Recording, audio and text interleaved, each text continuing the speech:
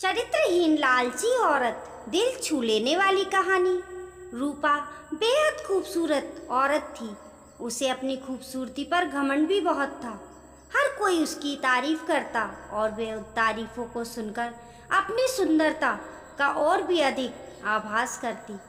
लेकिन किस्मत का खेल ऐसा था कि उसकी शादी विष्णु से हो गई थी, जो साधारण दिखने वाला और मितव्ययी स्वभाव का था। विष्णु अपने शांत और सरल व्यक्तित्व के कारण रूपा के लिए एक पहेली सा था। विष्णु दफ्तर के मार्केटिंग विभाग में एक क्लर्क के रूप में काम करता था। महीने के 15 दिन वह टूर पर ही रहता था और उसकी तनख्वाह भी ठीक ठाक थी। रूपा की हर दिन नई नई फरमाइशें होती थीं। वह अक्सर महंगे कपड़े, गहने और अन्य चीज़ों की मांग करती थी। विष्णु उसकी हर फरमाइश को पूरा करने की कोशिश करता, लेकिन महीने के पहले हफ्ते में ही उसकी सारी तनख्वाह खत्म हो जाती थी। एक दिन सुबह का समय था। रूपा बिस्तर पर लेटी हुई थी। तभी विष्णु ने उसे जगाते हुए कहा, क्या बात है रूपा, आज बहुत देर तक सोई हुई हो। रूपा ने ताने भरे लहजे में जवाब दिया, जिसकी किस्मत ही सो गई हो वो जागकर क्या करे। विष्णु ने शांतिपूर्वक कहा, क्या बात है, आज सुबह सुबह ही ताने। रूपा अपने निराशाजनक स्वर में, तो क्या चाहते हैं आप, सुबह सुबह आपकी आरती उतारना शुरू कर दूं या पैर दबाऊं। विष्णु समझ गया कि रूपा को कुछ चाहिए। उसने कहा, अरे क्या चाहिए तुम्हें, बोलो ना। रूपा ने व्यंग करते हुए कहा, हाँ हाँ, बोल तो ऐसे रहे हो जैसे चांद तारे लेकर आ जाओगे मेरे लिए। कितने दिनों से आपको सोने की रिंग लाने के लिए बोल रही हूँ, लेकिन तुम तो एक कान से सुनकर दूसरे कान से निकाल देते हो। विष्णु ने उसकी बात को समझते हुए कहा, अब जितनी हैसियत है मेरी उतना ही तो कर पाऊँगा मैं, और अभी मेरा हाथ तंग है। 2-3 महीने रुक जाओ ना, फिर दिला दूंगा मैं। रूपा ने क्रोधित होकर कहा, तो फिर मुझसे पूछते क्यों हो कि क्या चाहिए। जाइए अपना काम करिए, मेरे सिर में बहुत दर्द है। विष्णु ने किसी तरह कर्ज लेकर रूपा के लिए रिंग ले आया, लेकिन रूपा बहुत ही लालची औरत थी। उसे हमेशा कुछ नया चाहिए होता था। इसी बीच रूपा के पड़ोस में एक नया शादीशुदा जोड़ा दर्श और दिशा रहने के लिए आए। जब दर्श और दिशा अपनी बड़ी सी कार से उतरे तो रूपा अपनी बालकनी से उन्हें घूरते हुए सोचने लगी, वाह कितना हैंडसम लड़का है, क्या मस्त कपल हैं दोनों, काफ़ी अमीर भी लग रहे हैं। कितनी महंगी कार है इनकी, और एक मेरे पति है, ना शक्ल अच्छी है और ना ही कमाई। रूपा को जब पता लगा कि ये जोड़ा बिल्कुल उनके बगल में रहने के लिए आया है, तो वह उनसे दोस्ती करने के लिए मचल उठी। खास तौर पर दर्श से उसकी दोस्ती करने की बहुत इच्छा थी। एक दिन वह उनके घर गई। उसने दरवाज़ा खटखटाया और दरवाज़ा दर्श ने ही खोला। सामने से दर्श को देखकर वह उस पर और भी लट्टू हो गई। रूपा ने कहा, जी वो, मैं आपके पड़ोस में रहती हूँ, थोड़ी चीनी चाहिए थी मुझे। दर्श ने जवाब दिया, जी अभी देता हूँ। दर्श ने दिशा को बुलाया, दिशा ज़रा कटोरी में चीनी तो ले आना। दिशा चीनी लेकर आई और रूपा को दे दी। इस बीच रूपा की नज़र दर्श के घर पर थी। उनका घर महंगी और एंटीक चीज़ों से सजा हुआ था। जब दिशा ने रूपा को चीनी की कटोरी दी तो उसकी नज़र दिशा के गले में पहने हुए नेकलेस पर गई। उसने अंदाज़ा लगाया कि ये डायमंड का ही होगा।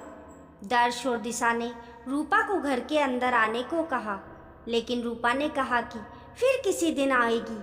रूपा जब चीनी की कटोरी लेकर अपने घर गई तो विष्णु की नज़र उस पर गई। विष्णु ने पूछा, अरे घर में तो इतनी सारी चीनी पड़ी थी, फिर तुम पड़ोस से मांग कर क्यों ले आई। रूपा ने ताने मारते हुए कहा, ये बात आपकी समझ में आ जाती तो आप अपने ऑफिस में क्लर्क नहीं होते। धीरे धीरे रूपा दर्श और दिशा से दोस्ती बढ़ाने लगी। जल्द ही वह उनका विश्वास जीतने में कामयाब हो गई। कभी कभी दिशा किसी काम से बाहर गई होती तो रूपा दिशा की गैर हाजिरी में भी दर्श के पास चली जाती और उससे घंटों बातें करती। दर्श ने हंसते हुए कहा, अरे बस करिए भाभी, आप तो हंसाकर जान ही ले लेंगी। रूपा ने चुलबुले अंदाज में जवाब दिया, अरे ऐसा मत कहिए दर्श, आपकी जान हमारे लिए बहुत कीमती है। हम तो आपके लिए अपनी जान भी दे सकते हैं। एक बार बोलिए तो। दर्श ने हैरानी से कहा, ये आप क्या कह रही हैं? रूपा ने हंसते हुए कहा, अरे आप तो सीरियस हो गए। अब आपकी भाभी को आपसे मजाक करने का भी अधिकार नहीं है क्या? रूपा ने इशारों इशारों में दर्श को अपने झूठे प्रेम जाल में फंसाने की कोशिश की, लेकिन दर्श अपनी पत्नी से बहुत प्यार करता था, इसलिए वह रूपा की इन हरकतों का कोई जवाब नहीं देता था। एक दिन की बात है, रूपा दर्श और दिशा से मिलने उनके घर आई। दिशा ने स्वागत करते हुए कहा, आइए आइए भाभी, हम आपकी ही बातें कर रहे थे। रूपा ने उत्सुकता से पूछा, मेरी बात? दिशा ने हंसते हुए कहा, अरे ये दर्श तो हमेशा आपकी बात करते रहते हैं। रूपा ने झिझकते हुए कहा, अच्छा क्या कहते हैं दर्श? दिशा ने मुस्कुराते हुए कहा, यही कि आप बहुत अच्छी हैं, कितनी मज़ेदार बातें करती हैं। आपके जैसी पड़ोसी मिलना तो आजकल के समय में बहुत ही मुश्किल है। दिशा की बात सुनकर रूपा मन ही मन बहुत खुश हो रही थी और उसे लग रहा था कि एक ना एक दिन उसका तीर निशाने पर लग ही जाएगा। इस बीच दिशा के भाई की शादी तय हो गई। उसके मायके वाले उसे बार बार बुला रहे थे, इसलिए दिशा को शादी के 20 दिन पहले ही जाना पड़ा। दर्श को इतनी लंबी छुट्टी नहीं मिल पाती थी, इसलिए उसने शादी के कुछ दिन पहले जाने का तय किया। रूपा को जब पता लगा कि दिशा 20 दिनों के लिए अपने मायके जा रही है तो उसने मन ही मन एक प्लान बनाया। रूपा ने मन में सोचा, यही सही मौका है दर्श को फंसाने का। विष्णु भी बाहर है और दिशा भी अपने मायके गई हुई है। दिशा को मायके गए हुए अभी 2 ही दिन हुए थे। रात को 9 बजे रूपा ने दर्श के घर का दरवाज़ा खटखटाया। दर्श ने जरा देर से दरवाज़ा खोला। रूपा ने ताने भरे लहजे में कहा, क्या बात है दर्श, बहुत देर कर दी दरवाज़ा खोलने में। दर्श ने कहा, अरे भाभी, वो किचन में रोटियां बना रहा था। आपको तो पता है ना, मुझे बाहर का खाना बिल्कुल पसंद नहीं है। रूपा ने मिठास भरे स्वर में कहा, अरे तो मुझे कह दिया होता, मैं बना देती। लगता है आप मुझे पराया समझते हैं। दर्श ने हंसते हुए कहा, अरे नहीं भाभी, ऐसी बात नहीं है, मुझे खाना बनाना अच्छा लगता है। रूपा ने थोड़ी नाराज़गी जताते हुए कहा, लेकिन मुझे ये अच्छा नहीं लगता कि मेरे रहते हुए आप किचन में खाना बनाएं। रूपा भले ही अपने घर में कम ही खाना बनाती थी, लेकिन यहाँ तो उसका मकसद कुछ और ही था। वे किचन में गई और दर्श के लिए फटाफट खाना बनाने लगी।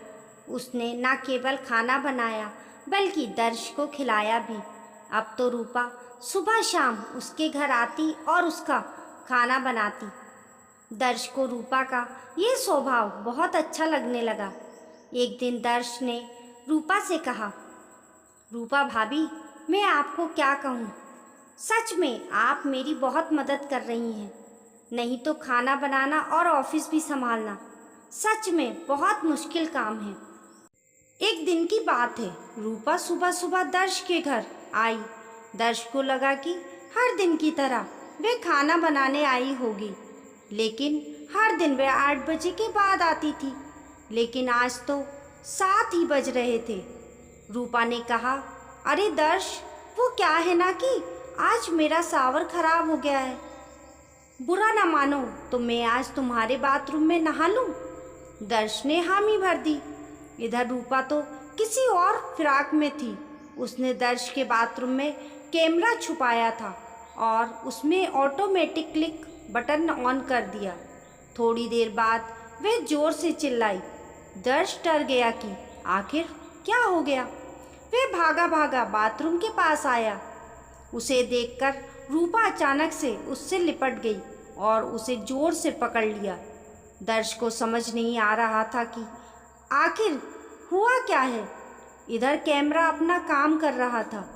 रूपा बहुत देर तक जब उससे लिपटी रही तो दर्श को भी अब अच्छा लगने लगा था, लेकिन अचानक दर्श को लगा कि उससे गलती हो रही है, इसलिए उसने उसे झटके से हटाया। रूपा ने माफ़ी मांगते हुए कहा, ओह सॉरी दर्श, वो क्या है ना कि नहाते नहाते अचानक से पता नहीं कहाँ से दो छिपकलियाँ बाथरूम में निकल आईं। उसे देखकर ही मैं डर गई और जोर से चिल्ला पड़ी। दर्श अब भी रूपा से अपनी नज़रें नहीं मिला पा रहा था। इधर रूपा अपने प्लान में कामयाब हो गई थी। दर्श के साथ उसकी सारी तस्वीरें कैमरे में कैद हो गई थी, जिसमें उन दोनों ने एक दूसरे को गले से लगा रखा था। अगले दिन वह सारी तस्वीरें दर्श को लिफाफे में अपने घर के बाहर पड़ी मिली। उन तस्वीरों को देखकर उसका दिमाग झन्ना गया। तभी रूपा वहाँ आई। उसके हाथों में भी एक लिफाफा था। रूपा ने कहा, दर्श ये देखो, किसी ने कल हमारी तस्वीरें खींच ली हैं। वह मुझे ब्लैकमेल कर रहा है और कह रहा है कि अगर मैं 1 लाख रुपए उसे नहीं दूंगी तो वह ये तस्वीरें मेरे पति को दिखा देगा। दर्श देखो, मैं एक सीधी सादी भारतीय नारी हूँ। मुझे नहीं पता कल किसने ये हरकत की है। दर्श को भी कुछ समझ नहीं आ रहा था। उसने 1 लाख रुपए रूपा को दे दिए। हालांकि उसे रूपा पर रत्ती भर भी शक नहीं था, लेकिन जब रूपा ने एक बार फिर से उससे 5 लाख रुपए मांगे तो उसका दिमाग ठनक गया। फिर भी उसे ज़्यादा शक नहीं हुआ। उसने 5 लाख रुपए भी उसे दे दिए। लेकिन जब दर्श दिशा के पास जाने की तैयारी कर रहा था तो रूपा ने फिर से उससे 2 लाख रुपए मांगे। इस बार दर्श को लगा कि दाल में ज़रूर कुछ काला है। हालांकि गलती उससे भी हुई थी। दर्श ने बहुत सोचा और उसने दिशा से माफ़ी मांगते हुए उसे सारी बातें बता दी। दिशा उसी समय अपने मायके से दर्श के पास लौट आई। उस दिन रूपा जब शाम को 2 लाख रुपए लेने आई तो उसने दिशा को देखा। दिशा को देखकर उसका चेहरा उतर गया। रूपा ने घबराते हुए कहा, अरे तुम कब आई दिशा? दिशा ने ठंडे लहजे में कहा, जी अभी आई हूँ भाभी।